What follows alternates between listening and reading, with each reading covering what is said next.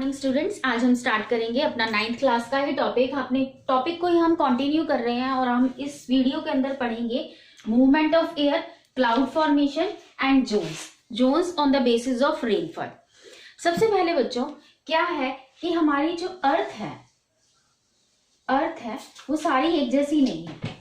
You know, some of the area that is covered by the sand, some area by land area जो soil के साथ covered रहता है, and some of the area that is covered by water. इन तीनों का ही नाम लिखना क्या जरूरी है, क्योंकि बाकी भी सब कुछ है, लेकिन हम इन तीनों का नाम इसलिए ले रहे हैं क्योंकि इनकी टेम्परेचर चेंजिंग जो होती है रेडिएशंस के पास पड़ने के बाद, सूरज की किरणों से जो इनका टेम्परेचर राइज करता है और जो इनका टेम्परेचर नीचे की तरफ जाता है, यानी इंक्रीज करना और डिक्रीज करना जो है वो थोड़ा सा इनका वेरी करता है।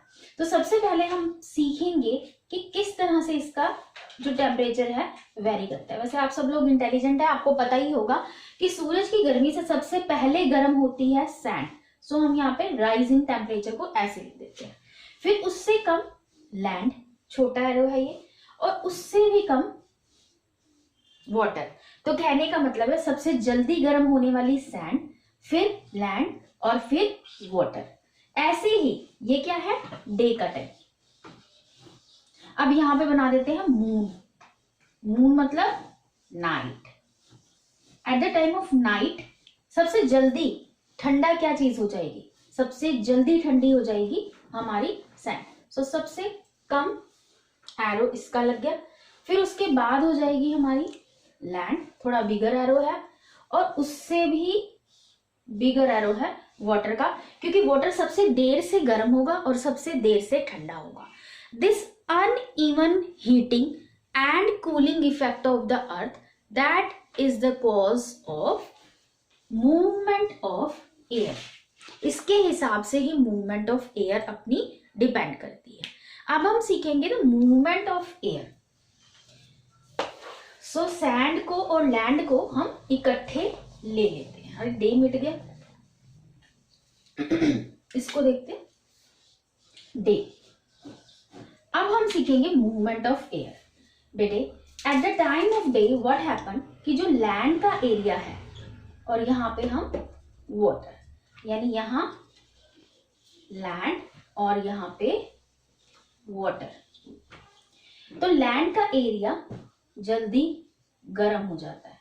गर्म होने की वजह से जो एयर यहाँ प्रेजेंट थी वो जल्दी गर्म हो जाती है, and being hot it become lighter in weight. ये कैसी हो जाएगी, lighter in weight, that rises up and it rises up. अब यहाँ की हवा अगर ऊपर चली गई तो यहाँ पे क्या क्रिएट हो गया, यहाँ पे हो गया लो प्रेशर एरिया। लो प्रेशर एरिया, तो यहाँ पे लो प्रेशर एरिया क्रिएट हो गया। अब यहाँ पे वाटर है, और वाटर जो है इतनी जल्दी गर्म नहीं होता।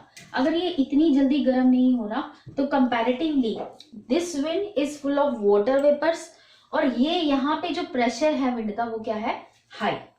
कैसा हो गया टेम्परेचर, प्रेशर इसका high. And we know air कैसे मूव करती है, from high pressure P, high pressure area to low pressure area. Air कहां से मूव करेगी, from high pressure area to low pressure area. इसके हिसाब से एयर की मूवमेंट कैसे हो जाएगी, इस एरो के साथ। तो eight the time of day क्योंकि लैंड जल्दी गर्म होती है तो उसका एटमॉस्फेयर भी जल्दी ही गर्म हो जाता है, क्योंकि उसका एयर यानी उसका एटमॉस्फेयर, उसका एयर जो है जल्दी गर्म हो गया, और ये लाइट होती है वेट में। जैसे ये एयर गर्म हुई वो लाइट हुई, और लाइट ऊपर की तरफ जो एयर है वो चढ़नी शुरू हो गई, तो यहाँ पे खाली स्थान बन गया। खाली means there is a low pressure area. अब यहाँ से हाई प्रेशर एरिया से लो प्रेशर एरिया की तरफ एयर जो है वो मूव कर जाएगी। इससे उल्टा हम सीखेंगे eight the time of night. Night में क्या है, यहाँ का टेम्परेचर जल्दी ठंडा हो गया। क्या है, the temperature lowers down at night, और यहां पे लैंड के साथ क्या होगा, टेम्परेचर इज हाई। तो लो प्रेशर एरिया कहां पे होगा, जहां पे टेम्परेचर हाई है। तो यहां पे क्या, लो प्रेशर। जब लो प्रेशर है और यहां पे क्या है, हाई प्रेशर, तो मूवमेंट कहां पे जाएगी एयर की, from high pressure to low pressure. So at the time of day land से, सॉरी कहां से, कोस्टल एरिया से लैंड की तरफ, and at the time of night from land to the coastal areas. ये हमारी है मूवमेंट ऑफ एयर। नाउ अगर कोई पूछे what is the cause of the movement of air, the cause of the movement of air is the uneven, यानी cause of movement of air is uneven heating of land and water. Movement of air cause क्या है, that is uneven heating of land and water. At the time of day the movement is from coastal areas to land areas, and at the time of night the movement is from land area to coastal areas. ठीक है, तो this is the first topic. I hope the topic is clear to you, और आप लिखेंगे जो मैं आपको बता रही हूँ। Next is cloud formation. Cloud formation कैसे है, क्योंकि इसी के साथ ही हमारा क्लाउड फॉर्मेशन भी होगा, तो हम इसको मिटाएंगे नहीं। Eight the time of day, जैसे कि हमने यहाँ पे मूवमेंट की थी बेटे, तो इसमें डे के टाइम पे क्या होगा, यहाँ पे low pressure area with the water vapours यहाँ पे आ जाएंगे। Being lighter with water vapours, ये जो एयर है बाहर ऊपर की तरफ जाएगी, एंड ऊपर की तरफ जैसे ही जाएगी ये क्या कर जाएगी, एक्सपैंड कर जाएगी। एक्सपेंशन के साथ साथ वहां पे क्योंकि एटमॉस्फेयर के अंदर डस्ट पार्टिकल प्रेजेंट होंगे, तो इसका जो वाटर वेपर्स हैं वो डस्ट पार्टिकल को न्यूक्लियस बना के उसके चारों ओर एकत्रित हो जाएंगे, कंसंट्रेट हो जाएंगे। जैसे जैसे वाटर वेपर्स उस ड्रॉपलेट को, उस पॉइंट को कंसंट्रेट करते जाएंगे, बड़े बनते जाएंगे, तो उनका वेट क्या हो जाएगा, हैवी हो जाएगा। और जैसे जैसे वो हैवी होते जाएंगे तो जहां पे भी लो प्रेशर एरिया कंडेंसेशन होगी, और कंडेंसेशन से की वजह से वो जो प्रेसिपिटेशन हो जाएगी, अगर ज्यादा टेम्परेचर लो है तो वो हेल, स्नो, स्टील के हिसाब से नीचे आ जाएगा, या फिर अगर टेम्परेचर इतना लो नहीं है तो in the form of rain it comes to the earth. ठीक है, तो इसको अब हम लिख कर करते हैं कि इसका क्या रहेगा।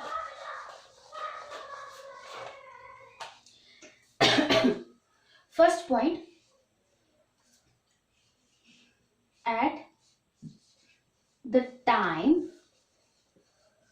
Of day at land area create a low pressure and the air of coastal areas full of water vapors move towards the land. First. Second, being lighter, it moves above and expand. ये क्या कर गई? expand कर गई. Next, expand जब कर गई, then with when where it connect with the dust particles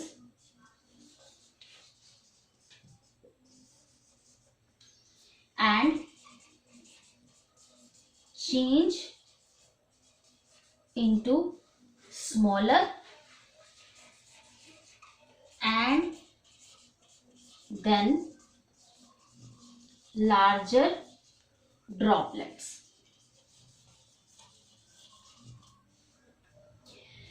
अब यही ड्रॉपलेट्स लार्जर ड्रॉपलेट्स में आ गए and being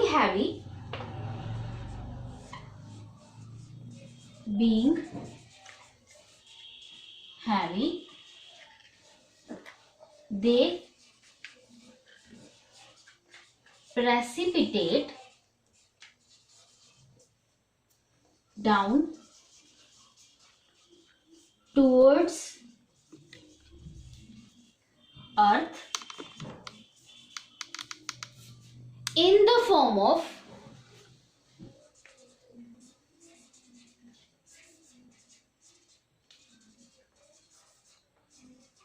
rain,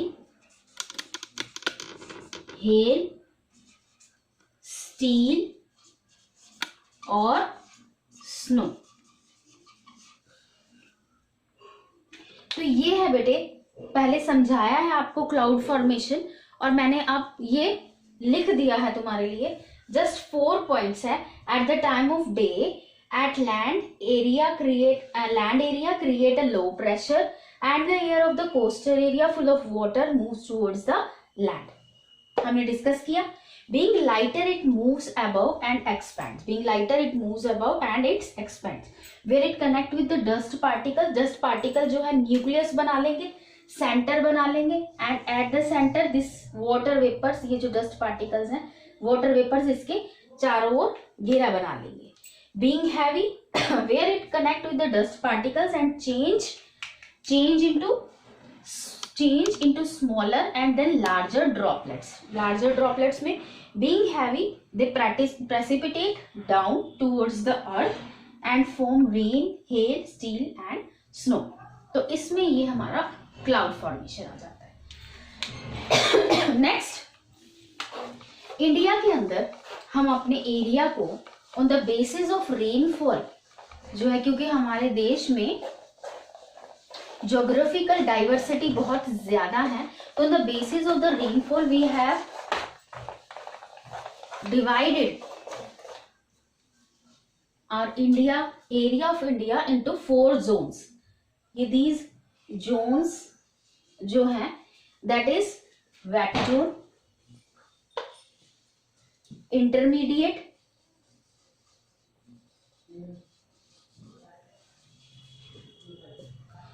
semi-arid and arid zone. Arid zone जो है हमारी, दैट इज दैट जोन जहां पे मिनिमम रेनफॉल होता है, जिसको हम 20 से 50 सेंटीमीटर तक जो नापते हैं. सेमी-एराइड जोन 50 से 100 सेंटीमीटर तक का जो रेनफॉल है दैट इज सेमी-एराइड जोन. 100 से 200 सेंटीमीटर का जो है that is intermediate zone. And अगर हम वेट जोन की बात करें तो वेट जोन जो है हमारा that is having rainfall more than 200 centimetre. तो अगर हम वेट जोन में बांटे तो हम वेट जोन के अंदर लिखते हैं सॉरी. तो यहाँ पे वेट जोन के अंदर हमारे आते हैं north east India,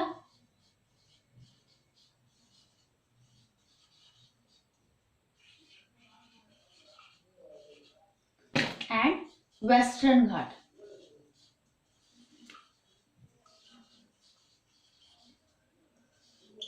wait zone के अंदर आएंगे बेटे। अब इंटरमीडिएट जोन के अंदर आते हैं हमारा सेंट्रल पार्ट जो है हमारे देश का सेंट्रल पार्ट और ईस्टर्न घाट।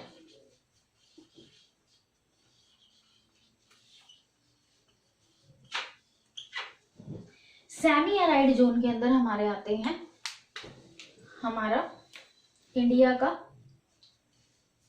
सर्दर्न प्लेटो,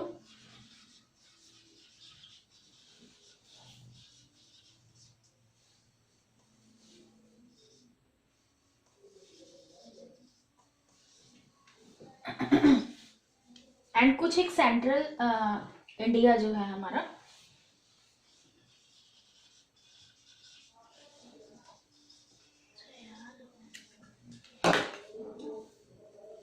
नेक्स्ट अराइड जोन में आपको पता ही है Rajasthan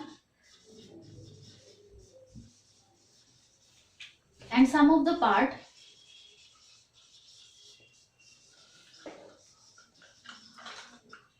of Gujarat.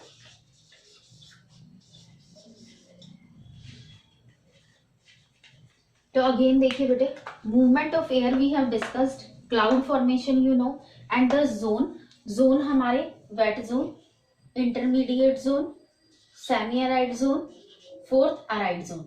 Aired zone जिसमें 20 to 50 डिग्री तक हमारा रेनफॉल होगा, 50 to 100 डिग्री वाला सेमी अराइड में आएगा, 100 से 200 सेंटीमीटर वाला हमारा इंटरमीडिएट जोन में आएगा, एंड 200 से अबव 200 जो होगा वो हमारा वेट है। इसमें एग्जाम्पल अगर हम देखें, north east India and western Ghat आ जाता है, इसका हमारा आ जाएगा कोस्टल पार्ट्स या फिर ईस्टर्न घाट्स आ जाएगा। देन हमारा सर्दर्न प्लेटो और सेंट्रल इंडिया जो है हमारा सेमी अराइड जोन में आ जाएगा, एंड अराइड जोन में आ जाएगा हमारा Rajasthan and some part of Gujarat. तो ये हमारी 3-4 जोन है जिसके अंदर हमारा जो इंडिया है वो डिस्ट्रीब्यूट होता है। I think the topic movement of air, cloud formation, क्या रीजन है इनके और जो जोन्स हैं वो आपको अच्छे से समझ में आई होगी। And if you have learn it well, अगर आपने देख लिया है तो आप इसका स्क्रीनशॉट ले लीजिए, इसको लिख लीजिए, ठीक है, एंड सब्सक्राइब द चैनल ताकि हम आपकी लाइव क्लासेस ले सकें। That will be very very beneficial for you. Thank you.